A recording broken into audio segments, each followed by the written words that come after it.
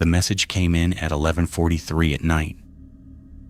I was already in bed, already 3 days into a solo stay at a property the host knew from the booking confirmation, from the guest count, from every piece of documentation submitted, was occupied by one person, me.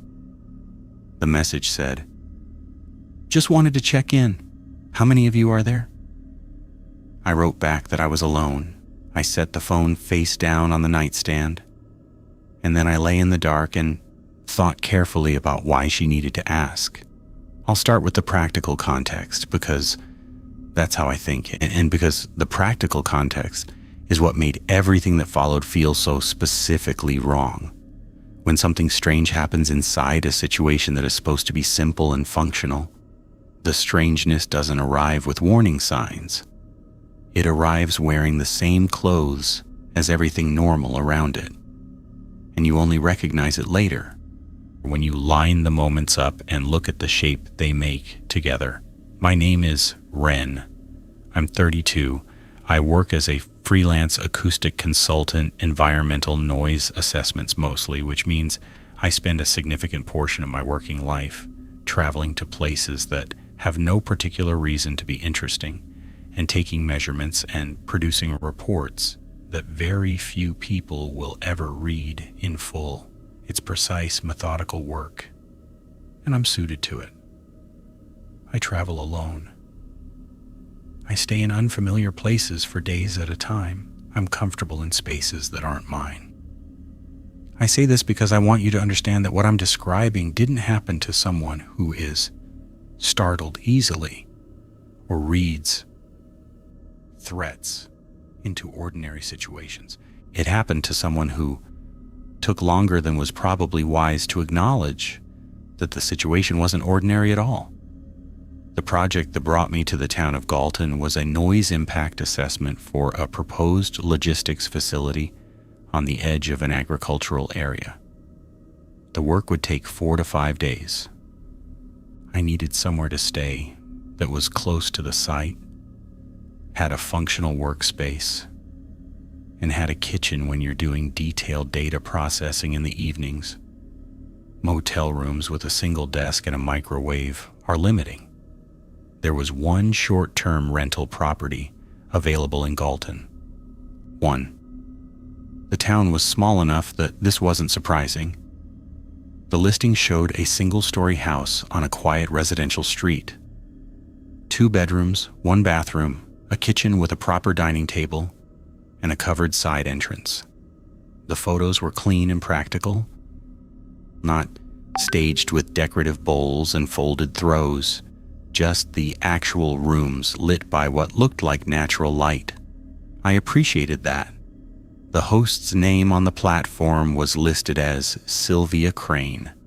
Her profile photo showed a woman I estimated to be in her late 50s, standing outdoors somewhere with low scrubland behind her.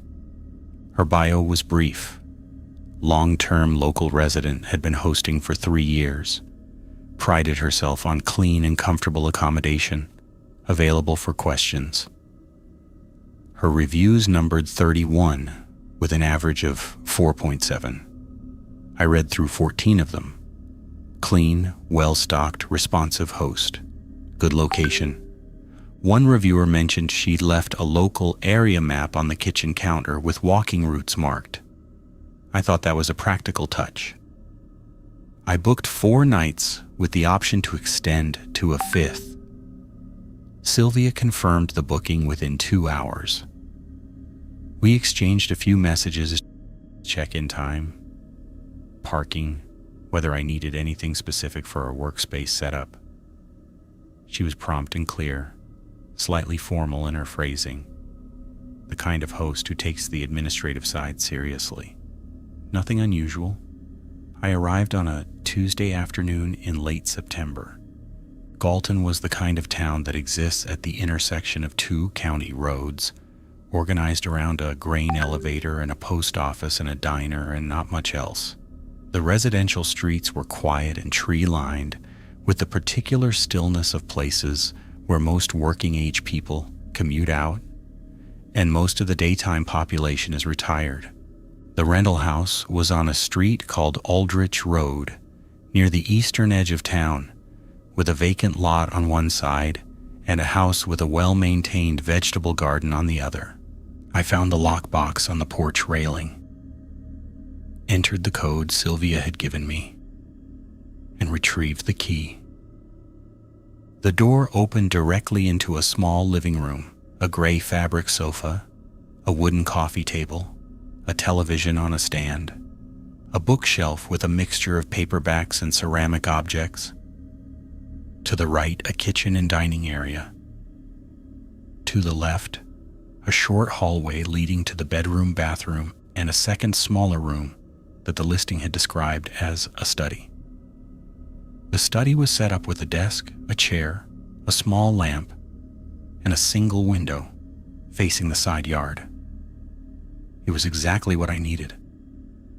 The house smelled of dried herbs and something faintly mineral, well water maybe, or old timber. The floors were original hardwood, worn smooth in the traffic paths. The kitchen was clean and well stocked with the basics. Everything was as described and photographed. I sent Sylvia a brief message through the platform. "Arrived? Everything looks great, thank you," she replied. "Glad to hear it. Let me know if you need anything." The first 2 days were entirely routine. I was at the assessment site by 7:30 each morning, in the field until late afternoon, back at the house by 5:30 or 6, with enough data to process for 2 or 3 hours in the evenings. I cooked simple meals in the kitchen. I worked at the study desk. I slept adequately. The house was quiet and functional. I had no complaints. The message came on the third night. I had finished my evening's data processing around 11, had been in bed for perhaps 20 minutes, and was in that unfocused, pre-sleep state when my phone lit up on the nightstand with a platform notification.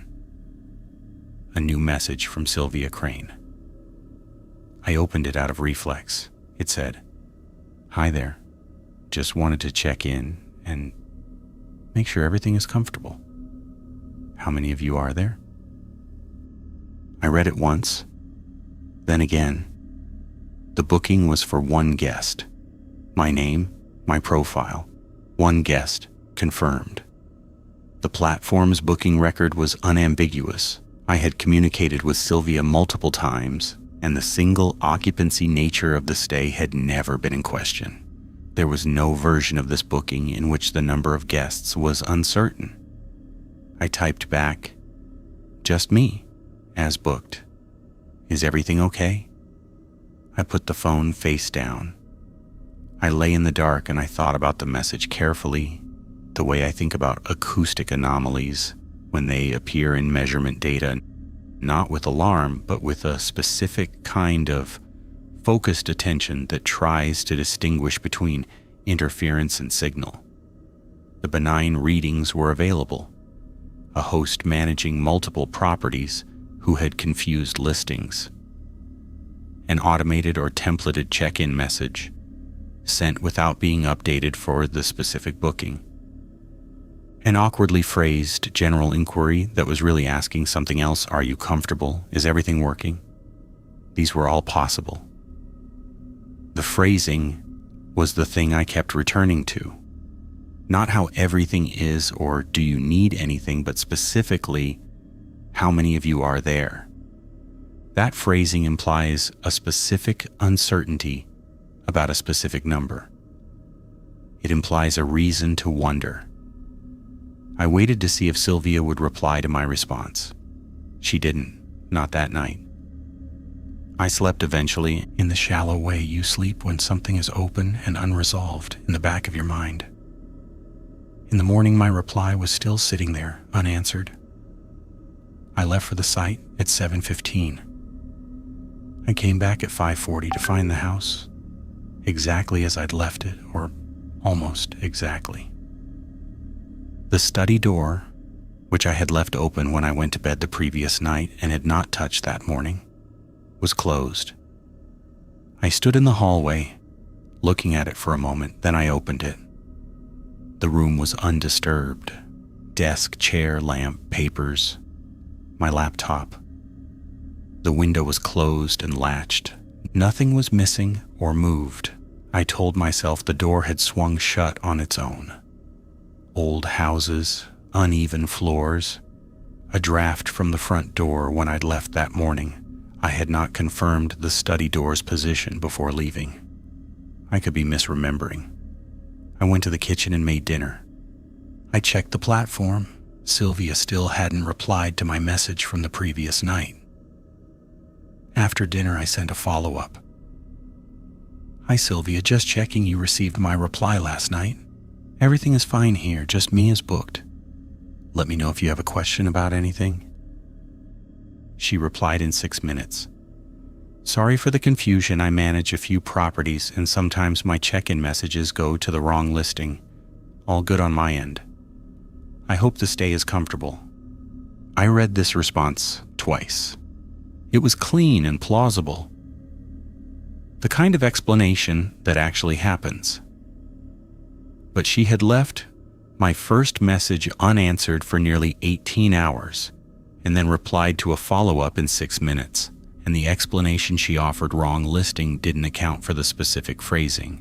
Generic misdirected check-in messages say, "How is everything or everything okay there?" They don't say how many of you are there unless the sender has a particular reason to be thinking about the number. I filed this without responding further. I went to study, worked for 2 hours, and went to bed. The next morning, the 4th day, I found the back door unlocked. The back door was a solid wooden door off the kitchen, leading to a small covered patio, and then a modest yard enclosed by a low timber fence. I had checked it on my first evening, both the knob lock and the deadbolt above it, and had confirmed both were engaged. I'd checked it every morning since, as part of a routine I'd developed without consciously deciding to develop it. The deadbolt required a key from the outside and a thumb turn from inside. The thumb turn was in the unlocked position. The deadbolt was disengaged. I stood in front of the door for a moment. I turned the deadbolt back to the locked position. I tried to think of a way this could have happened without someone touching it. The thumb turn mechanism on a deadbolt does not disengage on its own. It requires a deliberate rotation. This is not the kind of hardware that shifts with temperature or settles with the house. You turn it or you don't, and I had turned it locked on each of the previous 3 evenings. I checked the back patio through the door's small window before I opened it. Empty. I opened the door and looked at the patio. A small concrete slab, 2 plastic chairs, a clay pot with a dead plant. The yard beyond was empty. The fence gate at the far end of the yard was closed. I closed and locked the back door. I stood in the kitchen. I thought about the sequence now available to me. The message asking how many people were in the house. The study door closed when I'd left it open. The back door unlocked when I'd left it locked. Each item individually had an explanation I could construct. Together they had a shape that I didn't like, and I was past the point where I could comfortably ignore the shape. I called the platform's support line before I left for the site. I described the message, the door, the deadbolt. The representative was measured and professional. She asked if I felt I was in immediate danger. I said no. It was morning, daylight. Nothing acute was occurring. She asked if anything had been taken or damaged. I said no. She said she would flag the listing and open a case, and that a case manager would contact me within 24 hours. She said I had the option to end the booking with a full refund and be relocated at the platform's expense if I felt unsafe. I said I wanted to finish the assessment first and would make a decision about the accommodation that evening. She made a note of this and said the case manager would be in touch. I drove to the site. I did my work. I was precise and methodical because the work required it and because focusing on something concrete and measurable is, for me, a functional way of managing situations I haven't yet resolved. I was in the field until 4, processed field notes until nearly 6, and drove back to Galton in the flat gray light of a September evening. As I turned onto Aldrich Road, I slowed without intending to. There was a car parked in front of the rental house, a white, compact, older model, one I hadn't seen there before. It was parked at the curb, not in the small driveway beside the house, and it could easily have belonged to a neighbor or a visitor to another property on the street. I drove past it slowly. There was no one in it. I parked in the driveway and went inside. The house was empty and undisturbed. I checked the back door locked, deadbolt engaged. I checked the study. I checked the bedroom. I walked to every room, nothing out of place. I went to the front window and looked at the white car. It was still there. I watched it for about 10 minutes while I made coffee. No one came to it or left it. It could have been anyone's car. I told myself this. The case manager called at 7 that evening. Her name was Petra. She asked me to walk through everything in sequence, which I did. She listened without interrupting. When I finished, she asked 2 specific questions. First, had I at any point seen the host in person, or was all communication through the platform? I said all communication had been through the platform. I had not met Sylvia Crane. Second, had I noticed anything that suggested the study or any other room was being used for storage or personal items that didn't belong to a guest? That second question caught my attention. I said I hadn't noticed anything like that. I asked why she was asking.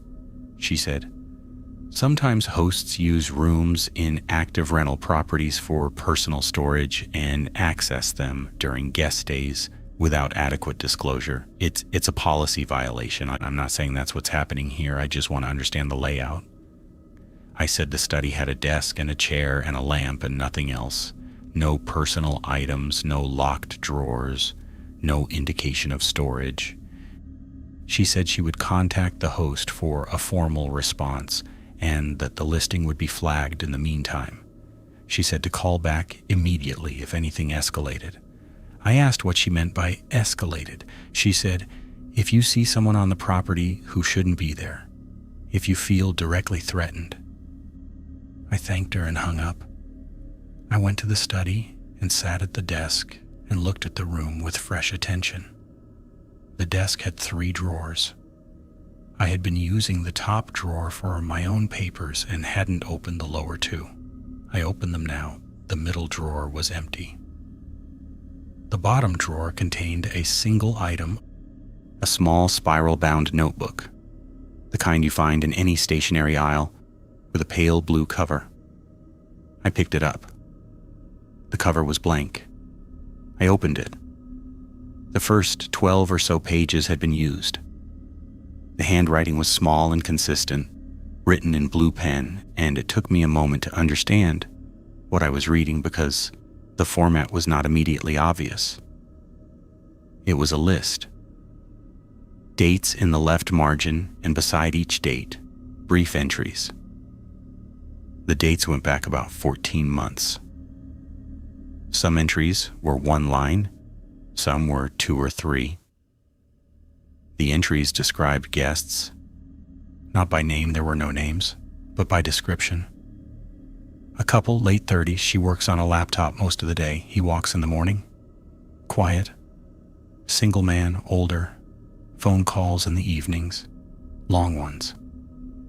Paces when he talks. 2 women, one does yoga in the yard each morning. The other rarely comes out of the bedroom. A single woman, young, leaves early and comes back late. Doesn't cook. I turned the pages slowly. There were perhaps 30 entries. Each one was a stay, described from the outside the way you describe something you are watching rather than something you are part of. No names, no date that I could connect to specific bookings with any certainty, just descriptions of people's habits, routines, behaviors, physical details, the kind of observations you accumulate when you are watching someone who doesn't know they are being watched. The last entry was dated 3 weeks prior. It described a family of 3. The page after that was blank. I sat with the notebook in my hands for a long time. I thought about the case manager's question, about personal storage in the rooms. I thought about whether this notebook constituted personal storage or something else.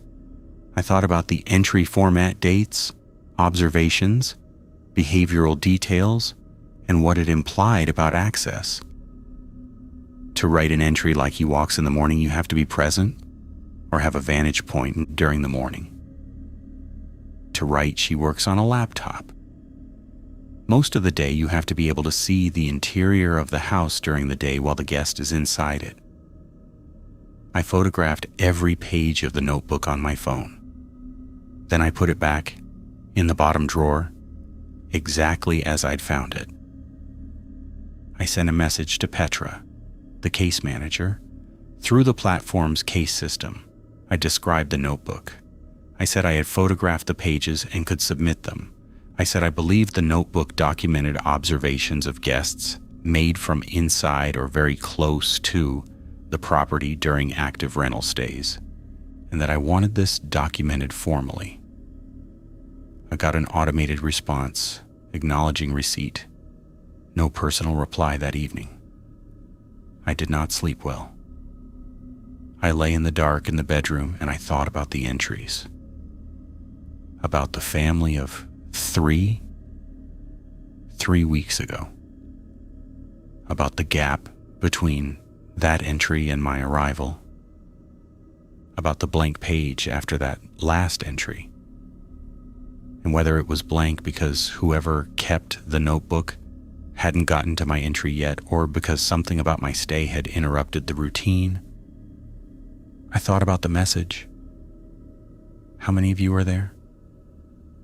If you are keeping a log of guests and your log tells you the current booking is for one person, but you believe or have reason to believe that the actual number might be different, you send a message asking you want to update the record. You want the entry to be accurate. I was alone.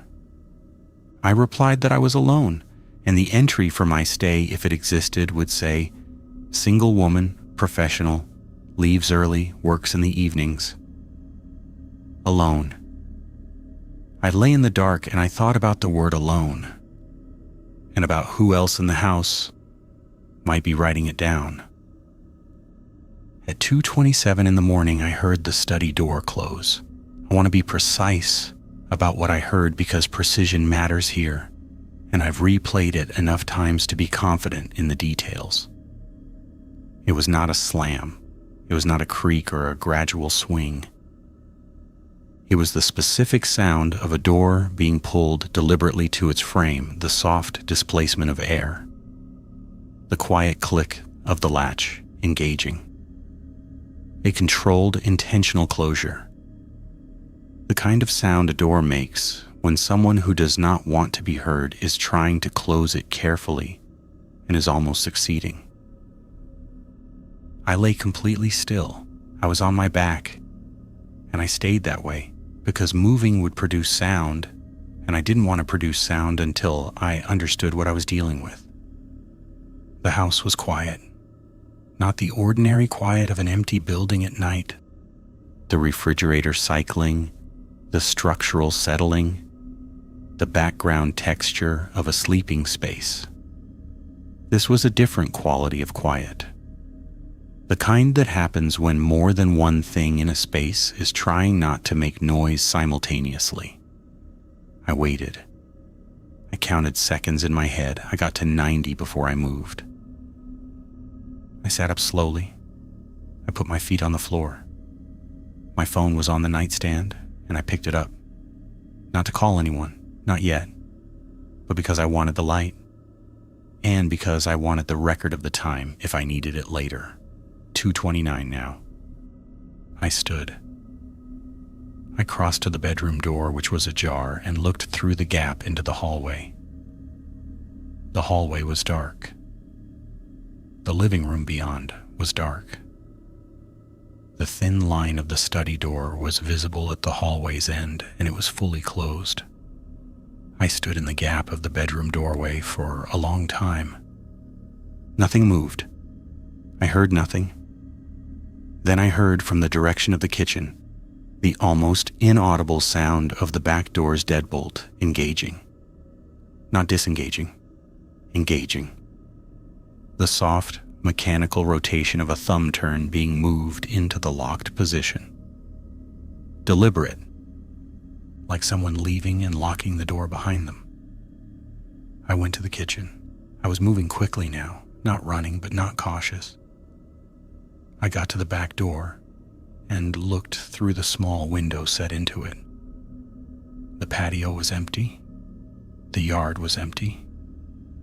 The fence gate at the far end was in motion, not swinging, just settling, the way a gate settles after someone has passed through it and let it close behind them. I stood at that window for a full minute. The gate was still. The yard was still. I checked the deadbolt. Locked. Whoever had gone through that gate had locked the door from inside before leaving, which meant they had a way out through the yard that didn't require the door.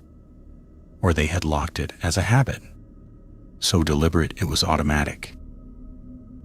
Or they had wanted me to find it locked, so I would have less to point to. I went to the study door. I opened it. The room was exactly as I'd left it before bed. Desk, chair, lamp. My laptop was on the desk, my papers in their folder. The window closed and latched. The bottom drawer of the desk was closed. I opened the bottom drawer. The notebook was still there. I picked it up and opened it to the last used page, the family of 3 weeks ago. The blank page after it. I turned that blank page over in the lamplight. It wasn't blank. There was writing on it. Small, the same handwriting as the rest of the notebook in the same blue pen. It was brief 3 lines. The date was today's date. My date. Night 3 of my stay, it said. Single woman. I work in the environmental field, leaves at 7, returns by 6. Processes data in the study until late. Careful. Lock everything. And then below that, one additional line that wasn't part of the descriptive format of the other entries. The other entries just described. This one added something. It said, "Notice the door?" I stood in the study holding the notebook and I read those 2 words several times. I noticed the door, the study door, closed when I'd left it open. I had noticed it on day 3, had opened it and checked the room and found nothing. And whoever was writing in this notebook had observed that I'd noticed, had recorded it, and had continued. I took my phone and photographed the new entry. Then I put the notebook back. I went to the front door, confirmed it was locked, and then sat on the sofa in the living room with all the lights on until 5 in the morning. I did not go back to the bedroom. I did not sleep. At 5, I called the platform's emergency line, not the standard support number, but the after-hours urgent line listed in the platform's safety documentation, which I had looked up and saved to my phone the previous evening. A representative answered. I told her I believed someone had been inside the rental property while I was asleep, that I had heard them leave through the back door, and that I had found new entries in a hidden notebook that documented observations of me specifically made during my current stay. I said the entry included a detail that confirmed the writer had been present in or near the house during the day and at night. She asked if I was safe at that moment. I said I believed, so the house appeared empty. It was nearly dawn. I was in the main room with the lights on. She said she was escalating the case to an urgent review and that she was formally recommending I leave the property and that the platform would cover alternative accommodation. She said she was also flagging the case for their trust and safety team, which handled situations involving potential guest surveillance.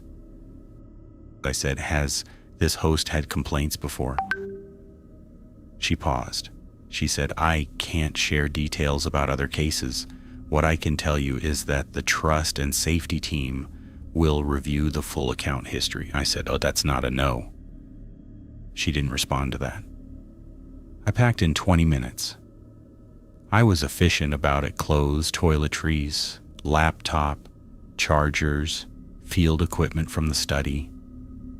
I took photographs of every room before I left, including the study, including the bottom drawer of the desk with the notebook visible.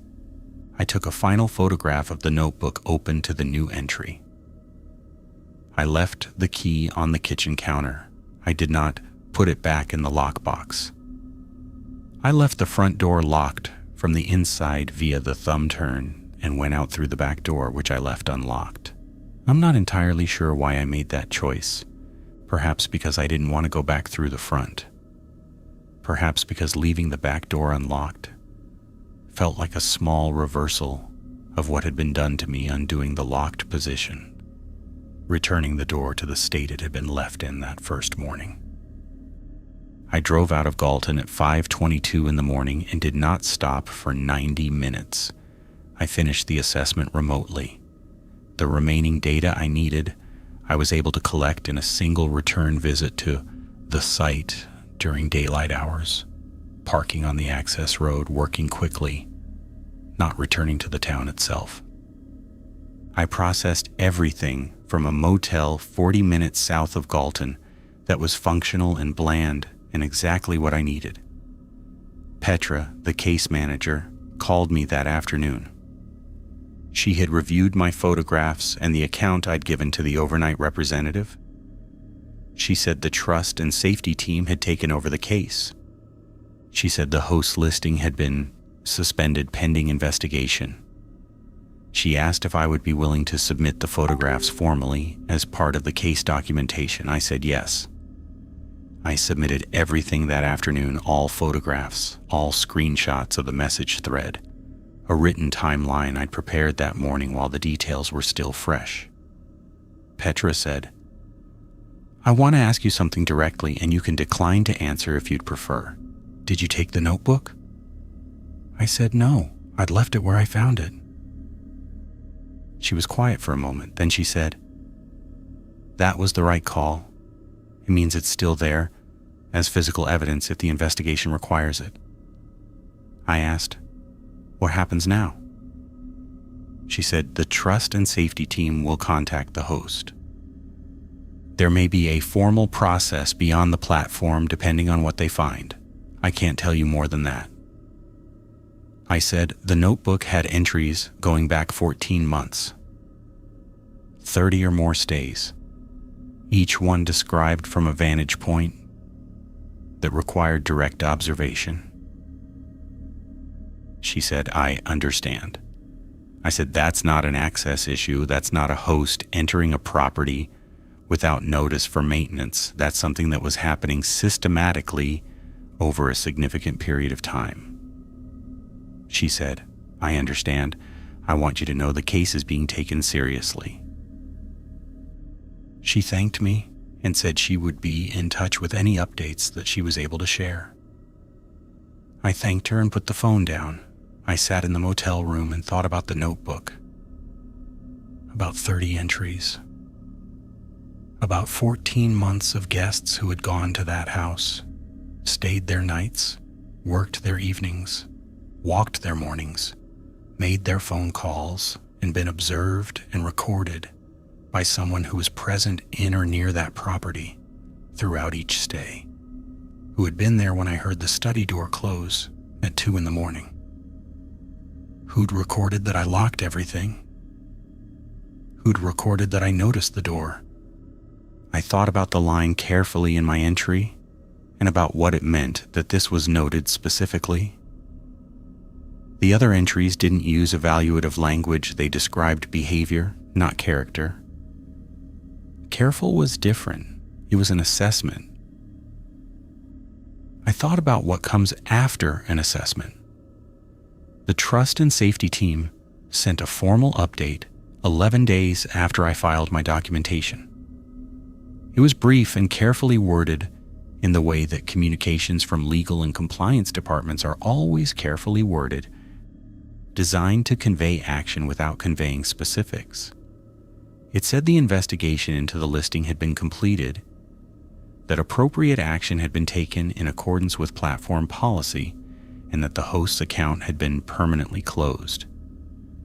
It thanked me for my detailed and timely documentation and said the case was now resolved from the platform's side. I read it twice. I noted the phrase "from the platform's side," which implied there was another side.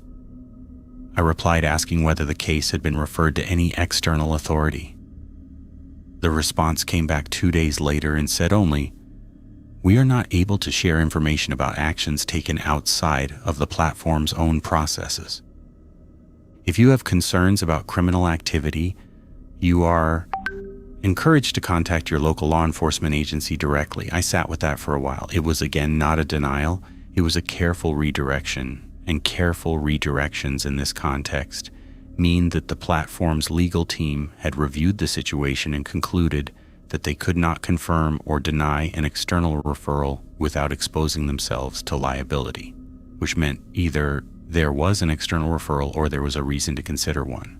I didn't contact law enforcement. I've thought about this decision since, and I'm not entirely at peace with it. My reasoning at the time was practical. I had no physical evidence in my possession. The notebook was still in the house, or had been when I left. My evidence was photographic, which was better than nothing, but was also something a careful person could contest. I had a sound I'd heard at 2 a.m. and a gate settling after it. I had a door that had been closed and a deadbolt that had been unlocked. None of these things were nothing. But they were the kind of nothing that a formal process could make smaller than they were. What I had that was hardest to contest was the notebook entry. Single woman. I work in the environmental field. Be careful. I noticed the door. Written in my handwriting, not my handwriting. The observer's handwriting on the night of day 3, matching the date. That was documentation of presence. That was a record in the observer's own hand of being in or near that house while I was asleep in the bedroom down the hall. I still have the photographs. They're in a folder on my laptop that I've opened perhaps a dozen times since Galton. And each time I read the entry again, I find something in it I hadn't focused on before. The word careful still sits with me, but the detail I keep returning to most is the one I didn't notice until about 3 weeks after I got home, when I was looking at the photograph of the earlier entries, the 30 or so that preceded mine, with more attention than I'd given them before. The entries were dated. I had noted this. What I hadn't noticed on first reading was that the entries were not continuous. There were gaps in the dates, periods of weeks, sometimes a month, where no entry appeared. These presumably corresponded to periods when the property had no guests, or when guests had stayed and for some reason hadn't been entered into the log. Both explanations were possible. But when I looked at the gap lengths against what I knew about typical rental occupancy patterns, something didn't align. The gaps were too irregular. Some busy booking periods, weekends, local events had no entries. Some quiet midweek periods had multiple. The pattern of entries didn't track booking density the way it should have if the notebook simply documented every guest day. It tracked something else. It tracked stays where the observer had been present. where the observer had had enough time and proximity to collect the kind of detail that filled each entry. The entries existed not when guests were there, but when the observer was there, and the observer was not there for every stay. They were selective. They were choosing which guests to document. I don't know what the selection criteria were. I don't know whether it was opportunity-based, some stays simply allowing closer observation than others, or whether it was something more deliberate, a specific interest in certain types of guests, certain profiles, certain people, traveling alone. I thought about my entry again. Single woman, careful. I noticed the door. I thought about the blank pages after the family of 3 weeks before my arrival. 3 weeks of no entries. And then my stay began, and an entry appeared on night 3. Not night 1. Night 3. Which meant that whatever observation had produced my entry had not begun immediately on my arrival. It had begun on night 3. Or it had been recorded on night 3 after enough observation had been accumulated to write the entry, after enough was known about my routine, leaving at 7, returning by 6, working in the study until late to document it in the same format as the others. 3 nights of watching before the entry was written. 3 nights before whoever was doing this was satisfied they had enough. I don't know what enough means in this context. I've thought about it. The entries in the notebook were observational. They described and assessed, but none of them contained anything that looked like a plan or an intention. None of them said anything beyond the behavioral. So I don't know what the documentation was for, whether it was an end in itself, a record kept for reasons I can't access, or whether it was preparatory, whether the entries were the thing, or whether the entries were the precursor to a thing. The night I heard the study door close was night 3. The same night the entry was written. Whether the entry was written that night during the presence I detected or earlier, and I simply found it that night, I can't say for certain. But the convergence of those two things, the night the entry appeared, the night I heard someone in the house, has stayed with me as a specific and uncomfortable fact. I told my colleague Danvers about this approximately a month after Galton, during a drive to a site assessment we were doing together. I told him the full sequence. He listens without interrupting, which is characteristic of him. He processes before he responds, and his responses are usually more considered than his first reaction would have been. When I finished, he was quiet for about a minute. Then he said, "The message? The first night?" I said, "Third night." "The message came on the 3rd night?" He said, "Right. And the entry was also written on the 3rd night." I said, "Yes." He said, "So by the time the message was sent, the entry already existed or was being written?" I said, "I thought that was right." He said, "Then the message wasn't a check-in, it was a confirmation." I asked him what he meant. He said, "If I've been watching someone for 3 days and I've documented what I know about them, and I want to confirm one specific detail, the one variable, the booking record doesn't fully answer, I send a message. I ask how many of you are there, not because I don't know you're alone, because I want to hear you say it. I want confirmation directly from you." I sat with this reading for a moment. It reframed the message entirely. Not a host confused about a booking, not a misdirected check-in, a deliberate contact made after 3 nights of observation, asking the one question that closed the last open variable. How many of you are there? And when I replied that I was alone, the answer went into the record along with everything else. And the entry was complete. Danvers said, "What did you say back?" I said, "Just me, as booked." He was quiet for another moment. Then he said, "And what happened the next night?" I said, "The back door was unlocked in the morning." He nodded slowly, He didn't say anything else about it. We drove for a while in silence, and then we talked about the project we were going to and about other things, and I let the conversation move on because there wasn't anywhere useful left to take it. But I've kept returning to his reading of the message, to the idea that how many of you are there was not a question seeking information, but a question seeking confirmation. That by the time it was sent, the information was already known. That the only thing left to establish was whether I would confirm it myself in my own words, in a record that would sit in a message thread attached to my name and my booking. Just me, as booked. I said it, I confirmed it. And whatever that confirmation enabled or authorized, I have no way to know, because I left on the 4th morning, and whatever was going to happen on the 4th night or the 5th, the night I had originally been booked through, I was not there for. I think about the 5th night sometimes, the night I shortened the stay to avoid, whether it was different from the others, whether it was when something shifted from observation to something else, or whether the observation was simply what it was, and the 5th night would have been another entry in a notebook that is now presumably in the hands of someone with more authority than I had to do something about it. I don't know.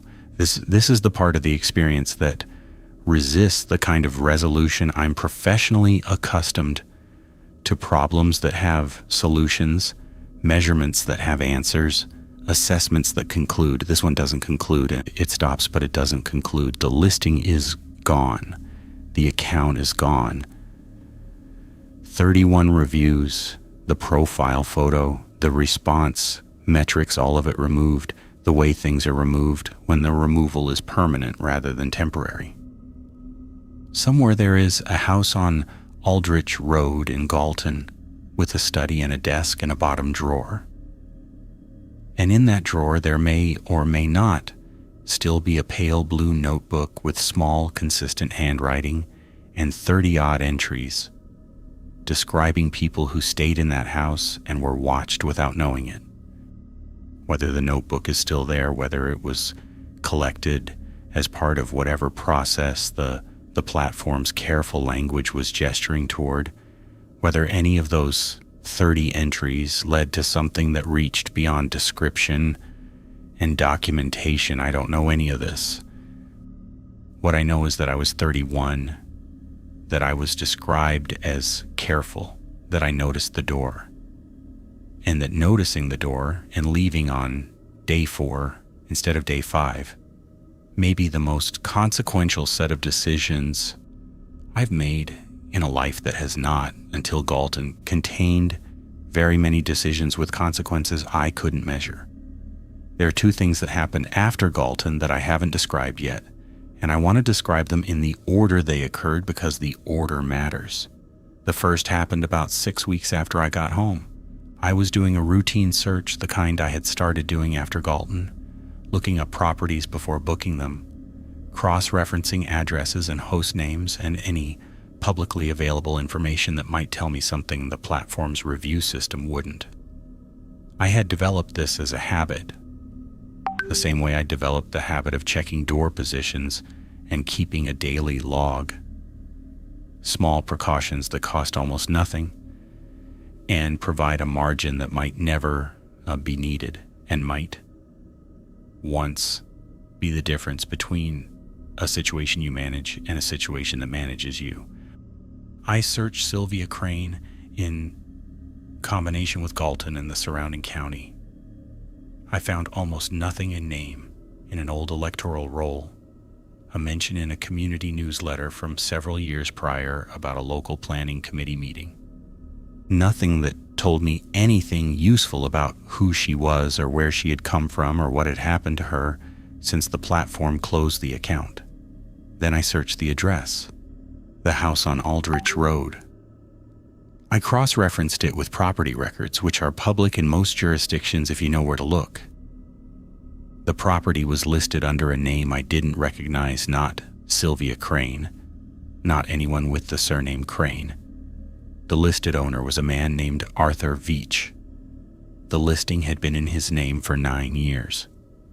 There was no Sylvia Crane in any ownership or tenancy record attached to that address that I could find. This may mean nothing. Rental hosts often manage properties. They don't own. They lease from a landlord and sublease through the platform, or they manage on behalf of an owner under an informal or formal arrangement. Sylvia Crane could have been a property manager operating under her own name for the platform while the underlying ownership remained with Arthur Veach. This is not unusual, but it meant that the name on the platform account was not the name attached to the property, and that the person I had been communicating with, who had confirmed my booking, answered my messages, provided the lockbox code, responded to my follow-ups, may not have had a formal, documented relationship to that address at all, may have been operating from behind a name that existed for the platform and nowhere else. I thought about the notebook. About 30 entries in a consistent hand. About the care with which observations had been recorded, the consistency of the format, the selectivity of the entries. This was not casual or impulsive. This was a system. Systems require infrastructure, a property, access to the property, a booking platform account, a means of communicating with guests, a means of being present in or near the property during stays. Building that infrastructure under a name that didn't connect to the property's ownership record was either coincidental or it was deliberate. Either Sylvia Crane was a real person with a legitimate management arrangement who happened not to be the owner, or Sylvia Crane was a layer of distance between whoever was doing this and any attempt to find them. I filed this information with the platform's trust and safety team through the case system. As a supplementary note, I received an automated acknowledgement. I did not hear back. The second thing happened more recently, 3 weeks ago as of the time I'm telling you this. I was at a professional conference, an acoustic and environmental measurement conference held in a mid-sized city, the kind of event I attend every year or two for the continuing education credits, and because it's one of the few contexts where I reliably run into people I know from adjacent fields. 2 days of presentations and workshops, a dinner on the second evening, the particular low-grade exhaustion of spending extended time being professionally sociable. On the second afternoon, I attended a session on field methodology in rural assessments practical content relevant to my work. The room held about 40 people. I found a seat near the middle, set up my notebook, and was reviewing the session abstract when the person next to me sat down. We exchanged the brief mutual acknowledgement of conference seat neighbors, a nod, a half smile, and then both looked at the front of the room. The session began. I took notes. About 40 minutes in, during a section on remote site access protocols, the person beside me leaned slightly toward me and said quietly, "Do you work rural sites solo often?" It was a relevant question given the session content and an ordinary thing to ask a colleague at a professional event. I said yes, fairly often, depending on the project. They said they did too, and that the access protocol section was the part of field methodology that got the least formal attention relative to how much it mattered in practice. I agreed. We talked quietly for a few minutes, in the way conference attendees talk during sessions. Brief, low volume, professionally focused. At the break, I looked at their conference lanyard. The name on it was R. Veach. I want to be careful here because I am aware of how this sounds, and I am aware of my own capacity after Galton to find patterns where none exist. Veach is not a common surname, but it is not unique. Arthur Veach, the property owner on Aldrich Road, and R. Veach at an acoustic and environmental measurement conference could be two entirely unconnected people. who happened to share a surname, Reese. The conference was a national event. Attendees came from across the country. There was no geographic or professional reason that R. Veach at this conference should have any connection to Arthur Vetch in Galton. I said, "Sorry, I just noticed your name. Do you happen to know anyone in Galton?" "I did some work there a few months ago." R. Veach looked at me. The look lasted perhaps 2 seconds longer than a look between strangers usually does. Then they said, "I don't think so. Where is that?" I said the county name. I said it was a small town, probably not well known. They said, "Don't ring a bell. What kind of work were you doing there?" I said a noise assessment routine project. They said, "How long were you there?" I said 4 days. They said, "Solo?" I said yes.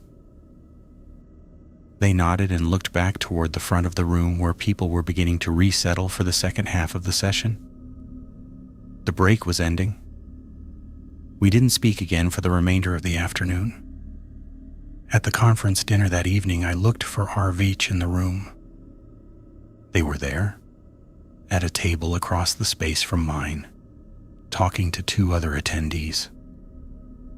I watched them for a few minutes in the way you watch someone when you're trying to decide if you're being reasonable. They looked ordinary. They talked with the mild animation of someone engaged in professional small talk. They were unremarkable in every visible way. I did not approach them again. I did not ask any further questions. I finished my dinner, said my goodbyes, and went back to my hotel room. I sat on the edge of the bed and I thought about the exchange. I don't think so, rather than simply no. About the 2-second look. About solo? Asked as a follow-up question when the number of people on a field assignment is not, in most professional contexts, a particularly interesting detail. I thought about all the ways this was nothing. 2 people with the same uncommon surname.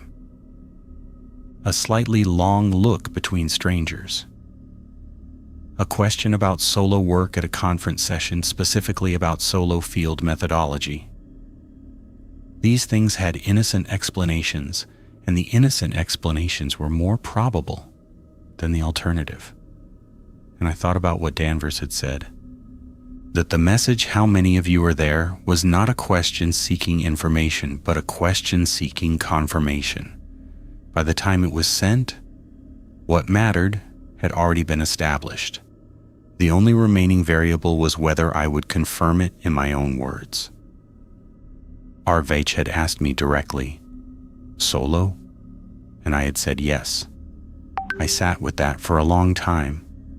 I thought about whether I had just confirmed something to someone who wanted confirmation in a room full of people who had no idea that the conversation had any weight to it.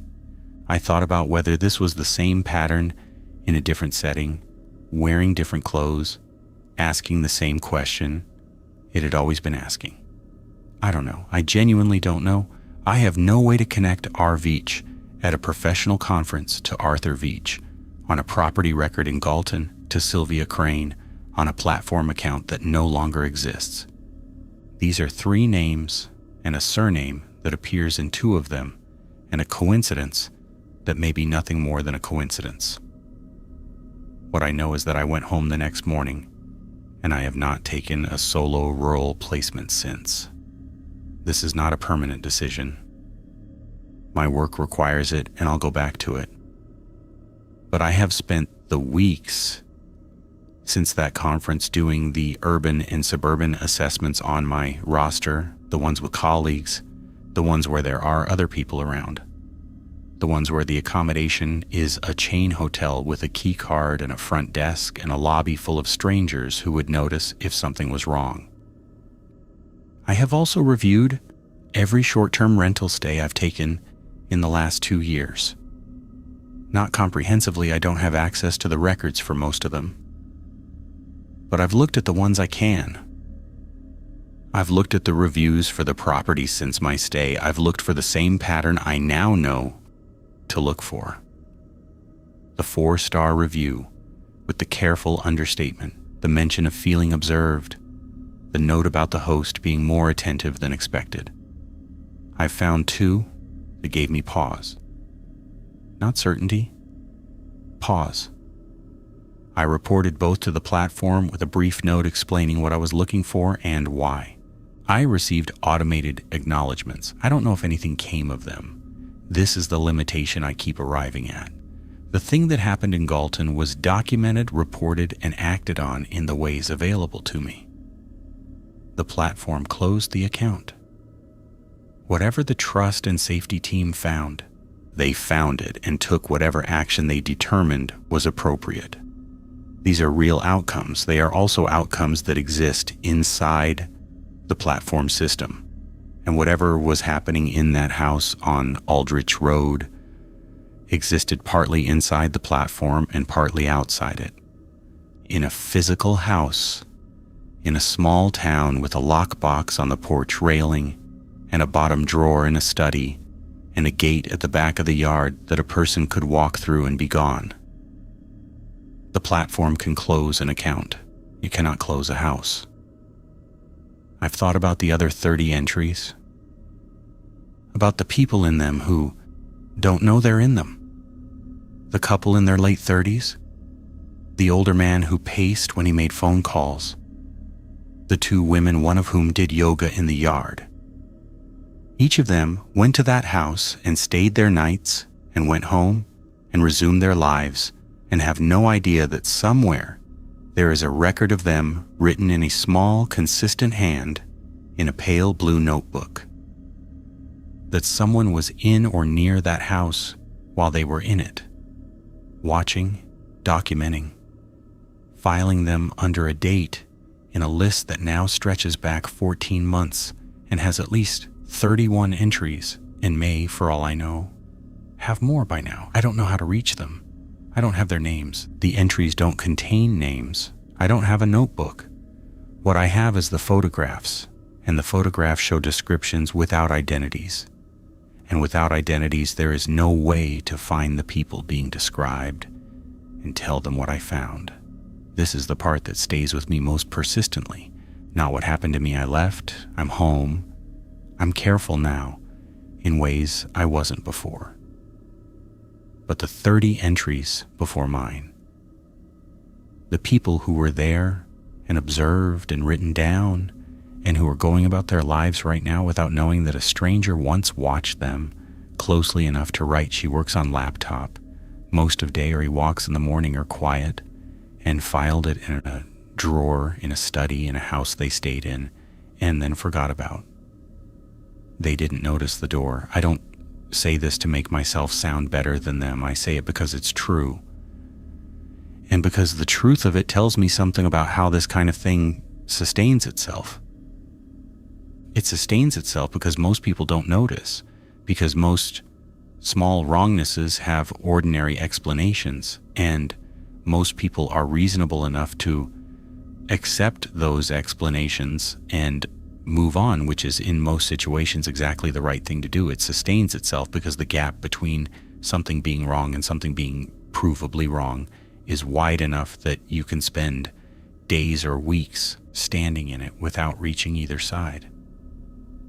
I was 31. The entry said I was careful, that I noticed the door. And I want to be honest about what noticing the door actually meant in practical terms. It meant that I was slightly more observant than average about a closed door in a house I'd been in for 3 days. It meant that the notebook had been kept for over a year before someone who was paying close enough attention happened to stay in that house and look in that drawer. It meant that for 14 months, it worked. And somewhere right now, in a place I don't know about yet, some version of this is probably still working. Different name, different platform, different notebook or no notebook at all, something that functions the same way, that selects and observes and documents, that sends a careful message after 3 days to confirm the one variable the booking record doesn't answer. how many of you are there. I know what the right answer is now, not just me, as booked. Not a confirmation that closes the last open variable and completes the entry and tells whoever is asking exactly what they wanted to know. The right answer is to put the phone down, to pack, to leave before whatever comes after the confirmation is ready to begin. I wish I had known that on the third night in Galton. I knew it by the fourth morning, which was enough. I don't know if it's always enough. I don't know what happens to the people who don't get to the fourth morning with the answer they need. I think about them sometimes. I think I probably will, for a long time.